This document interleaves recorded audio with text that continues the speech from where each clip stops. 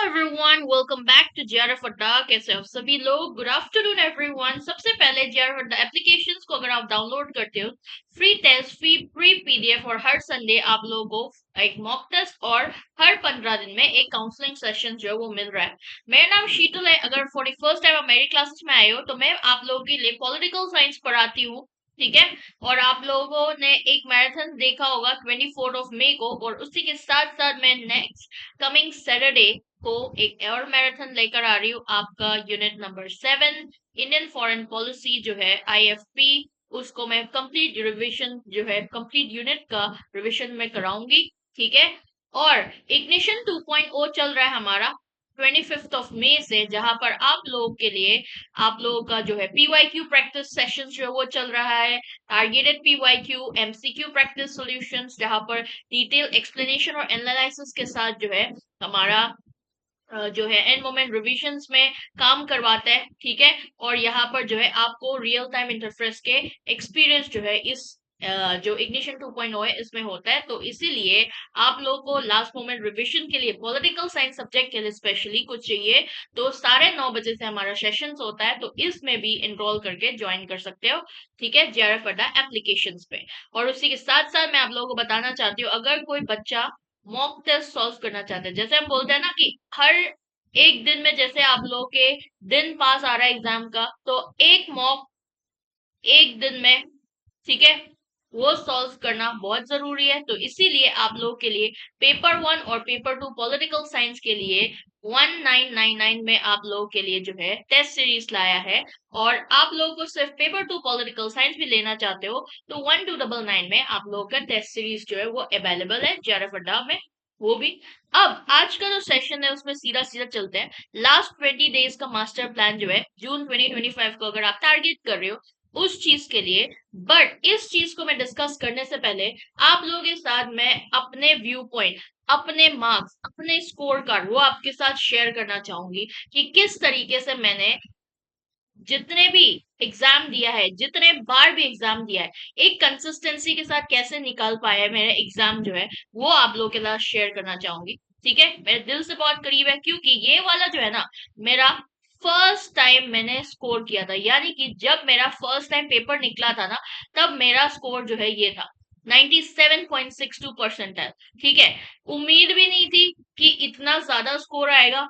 हाँ, political science से ज्यादा पेपर 1 का स्कोर ज्यादा अच्छा आया था क्योंकि उस टाइम में मेरा एम्फोसिस जो है पेपर 1 में ज्यादा था।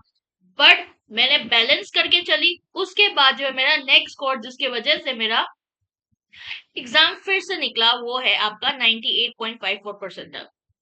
ठीक है। यानी कि आपका उस टाइम पे ना, यानी कि मैं बात कर रही हूँ 2021, ठीक है, 21-22 की बात कर रही हूँ।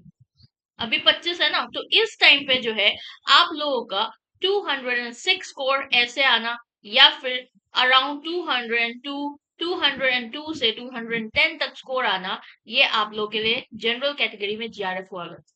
ठीक है। और अगर किसी भी बच्चे का कैटेगरी में है तो अगर 200 के आसपास भी आता है ना, तो उनका जीआरएफ जो है क्लियर हो जाता था। तो इसीलिए जो देखो, ये देखो ना, 202 आउट ऑफ 300 ये मेरा, ये भी मेरा स्कोर था। और 210 आउट ऑफ 300 ये भी मेरा स्कोर। ठीक है। तो इसी तरीके से मेरा स्कोर जो है कंसिस्टेंसी के साथ एक लेवल पर रही है। और कभी कभार तो ऐसा होता था कि मेरे पास टाइम भी नहीं होता था प्रैक्टिस करने के लिए, मॉक सॉल्व करने के लिए, और पूरा फुल ऑन प्रिपरेशन में जो है कदम रखने के लिए, फिर भी मेरा कंसिस्टेंसी के साथ एग्जाम जो है बार बार निकला है। इट्स नॉट अबाउट कि फ्लूक है, इट्स ऑल अबाउट फ्लूक, मतलब एक टाइम एग्जाम निकलता है तो होता है ना कि ये फ्लूक भी हो सकता है, गलती से निकल गया होगा, बट बार बार उसी मार्जिन के साथ एग्जाम को क्लियर करना, it's all about consistency, it's all about hard work, it's all about efforts जो मैंने डाला है अपने एग्जाम प्रिपरेशन। तो सोचो, अगर इतने परसेंटाइल के साथ या फिर इतना स्कोर के साथ बार बार एग्जाम निकल रहे हैं, तो इसका मतलब कुछ तो सही किया होगा ना मैंने। तो वो चीज भी मैं डिस्कस करूंगी एंड में, जो एक टिप मैं दूंगी ना आप लोग के प्रिपरेशन के लिए, जो आपको क्या करना चाहिए वो एंड में बताऊंगी। बट उससे पहले मैं आप लोगों को 20 डेज का मास्टर प्लान जो है वो बताना चाहूंगी। ठीक है। आप लोगों के लिए सिर्फ 20 दिन रह गए एग्जाम के लिए। तो एग्जाम के ना तरह तरह के इनसिक्योरिटी लेवल होने लग जाता है।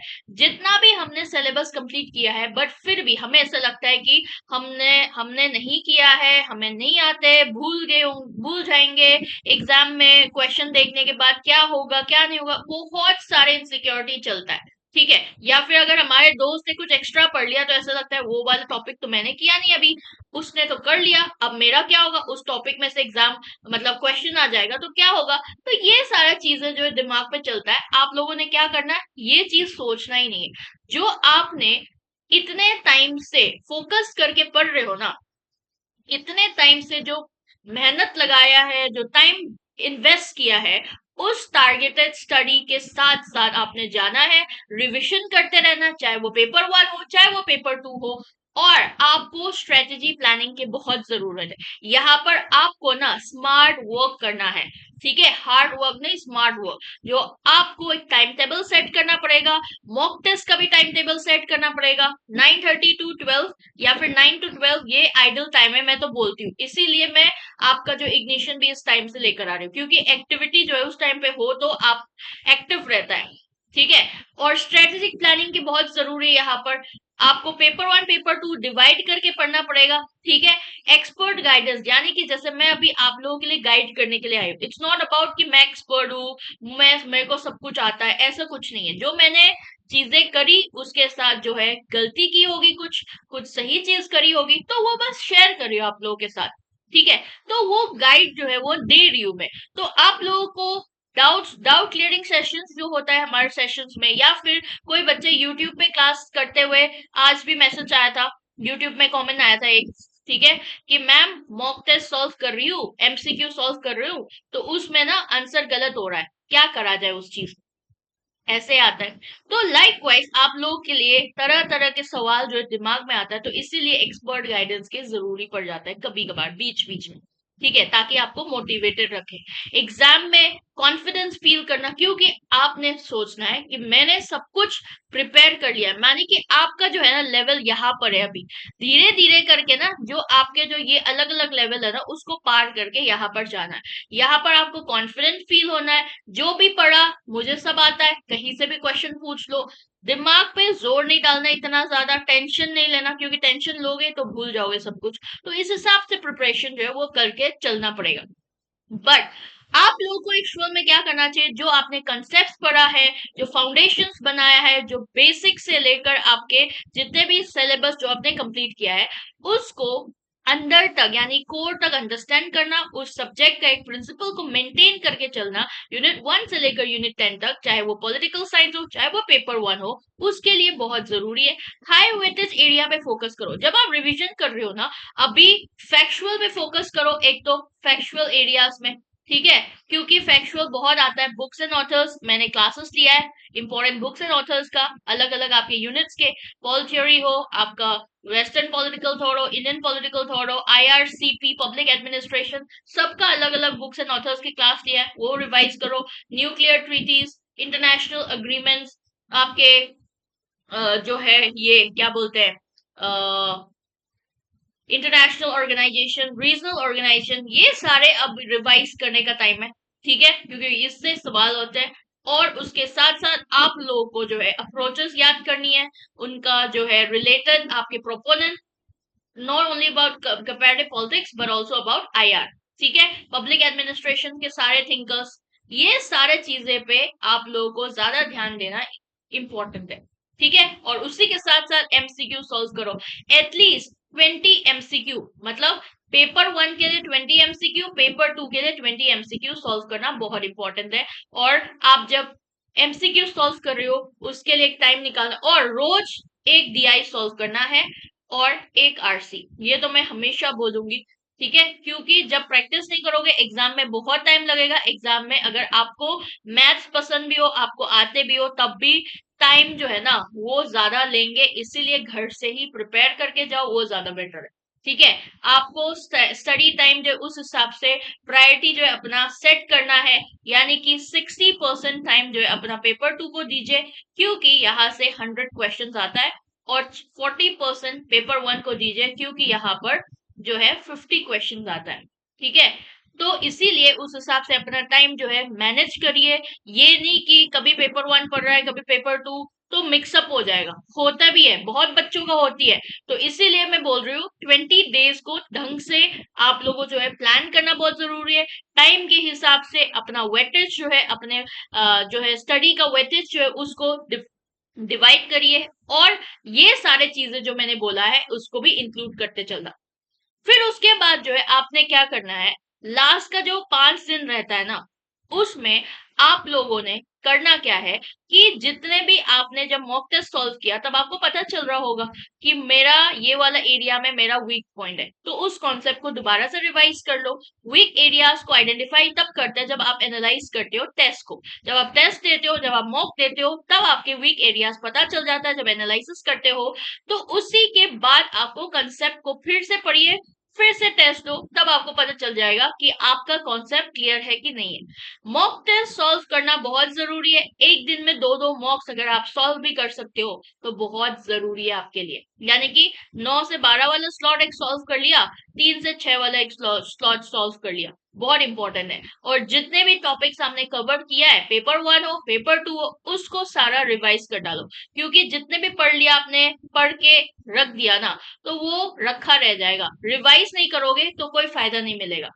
और उसी के साथ साथ लास्ट के दो दो दिन जो है ना, उसमें आप क्या कर सकते हैं, जो जो चैलेंजिंग टॉपिक्स होगा, जो जो ऐसा थोड़ा बहुत डिफिकल्ट टॉपिक्स, ठीक है, या फिर जो जो बार बार ऐसे पूछने वाला जो टॉपिक्स होता है ना, उसको देखिए, उसको फिर से ऐसा रिवाइज करिए। ठीक है। आपके मॉक टेस्ट के थ्रू ये जरूरी नहीं है कि आपको सीधा इतने इतने जो बंडल्स का जो नोट्स बना रखा है ना, उसको पढ़ने की टाइम नहीं।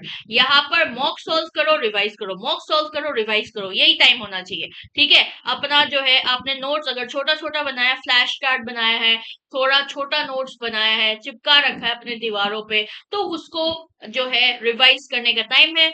Full length mock test practice करना बहुत जरूरी है एग्जाम के कंडीशंस को उसमें ढलने के लिए, उस माहौल में आने के लिए। और स्पीड भी पता चल जाएगा अपना कि कितने टाइम पे आप कितना जो है क्वेश्चन सॉल्व कर पा रहे हो।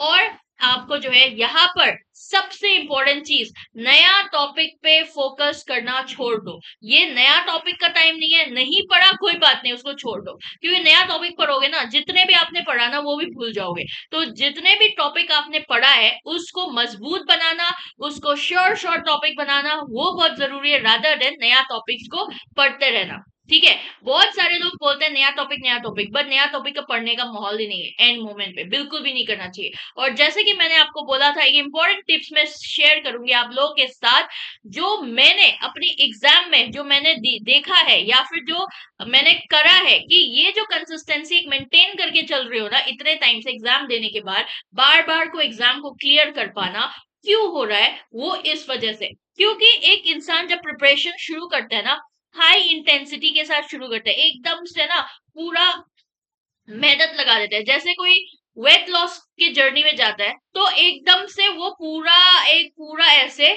इंटेंसिटी लगा देता है, इतना एनर्जी लगा देता है। फिर उसके बाद इसके एनर्जी जो है जितना लगाया है वो सेकेंड डे में ऐसे कम हो जाता है, फिर उसके बाद थर्ड डे में कम हो जाता है, फोर्थ डे में इतना इतना इतना करके ना वो ऐसे लाइन में चले जाते हैं, उनका एनर्जी खत्म।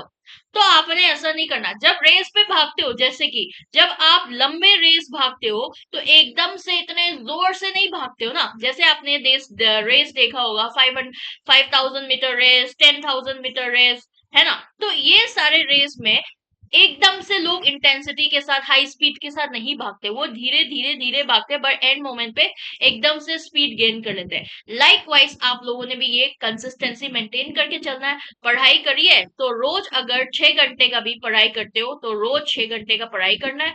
एक मॉक जरूर सॉल्व करना है। ठीक है। और एनालाइज करना है अपना मॉक को सॉल्व करने के बाद। और आप लोगों को जो है ये जितने भी आपका हार्ड वर्क है ना, उसको ऐसे कंसिस्टेंसी के साथ मेंटेन करके चलना है। ठीक है। इट्स नॉट अबाउट आपने एकदम से रेस दे दिया, वो नहीं करना। ठीक है। धीरे धीरे करके चलो, तब भी आप लोग जो है वहां के एंड, जो एंड आपका जो गोल है ना, वो उसमें बन जाएगा। जैसे हम बोलते हैं ना, एंड सेटिस्फाइड मीन्स या फिर मीन्स सेटिस्फाइड एंड्स, हमने बहुत ये इस टॉपिक को लेकर पॉलिटिकल साइंस में बहुत डिस्कशन चलता है, ठीक है। तो लाइक वाइज ऐसे ही मीन्स जो है ना, आपका जो भी आपका कंसिस्टेंसी है, जो भी आपका फोकस है, आपका हार्ड वर्क है, स्मार्ट वर्क है, वो सारा जो है आपके मीन्स को सेटिस्फाइड करने के लिए इतना कंसिस्टेंसी जो है वो चाहिए। It's not about intensity but also about the consistency. तो ये था मेरे साइड से टिप आप लोगों के लिए 20 डेज में क्या कर सकते हैं और एक एग्जाम को, यूजीसी नेट के एग्जाम को किस तरीके से निकाल सकते हैं। तो इसका जो है एक आइडिया शेयर किया है मैंने आप लोगों के साथ, ठीक है। अच्छा लगा तो सेशंस को जरूर लाइक करना। बट इस सेशन को एंड करने से पहले मैं आप लोगों को बताना चाहती हूँ कि अगर जो भी बच्चे दिसंबर कोर्स के लिए एनरोल करना चाहते हैं, अभी से शुरू करना चाहते हैं अपने, ठीक है, क्योंकि अभी भी टाइम है, यानी कि आपका एटलीस्ट 6 महीने का टाइम पीरियड जो मिल जाएगा दिसंबर के एग्जाम तक। तो अभी ज्वाइन करना चाहते हो तो बिल्कुल ज्वाइन कर सकते हो, ठीक है।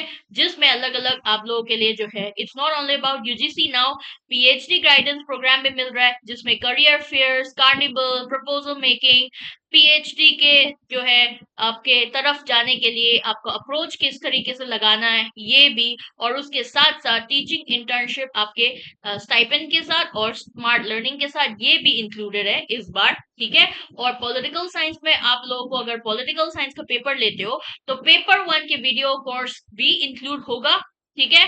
टेस्ट सीरीज भी इंक्लूड होगा, दोनों पेपर 1 और पेपर 2 का। हैंडबुक भी इंक्लूड हो रहा है, और उसके साथ साथ प्रीवियस ईयर्स पेपर और कम्प्लीमेंट्री रिसर्च प्रपोजल मेकिंग और गाइडेंस एंड काउंसलिंग सेशंस भी आप लोगों को इस बार इंक्लूड हो रहा है। तो बिल्कुल ज्वाइन कर सकते हैं दिसंबर के लिए अगर आप लोग एनरोल होना चाहते हो। और जैसे कि मैंने आपको बताया था, यूजीसी नेट जून 2025 को टारगेट करने वाले बच्चों के लिए मैं मैराथन सेशंस लेकर आई हूँ। 31 मई आपके इंडियन फॉरेन पॉलिसी का मैराथन है, कंप्लीट यूनिट रिविजन होगा।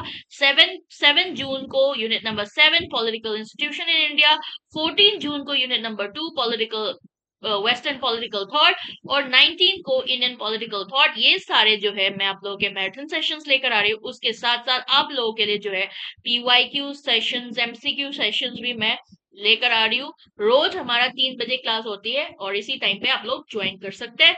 और आप लोगों को जो है ऑफलाइन में अगर आप लोग क्लासेस लेना चाहते हो पेपर 1 के लिए तो 45 डेज क्रैश कोर्स चल रहा है ऑफलाइन बैच में, ज्वाइन कर सकते हो। 3 दिन का फ्री डेमो सेशंस भी है। और अभी ऑफलाइन में आप लोगों के लिए टेस्ट सीरीज भी फ्री ऑफ कॉस्ट में चल रहा है, हर संडे 9 बजे आप लोग ज्वाइन कर सकते हो, ठीक है। और UGC net political science by GRF अड्डा टेलीग्राम चैनल को ज्वाइन करना ना भूलना। Thank you so much for watching, all the best and happy studies.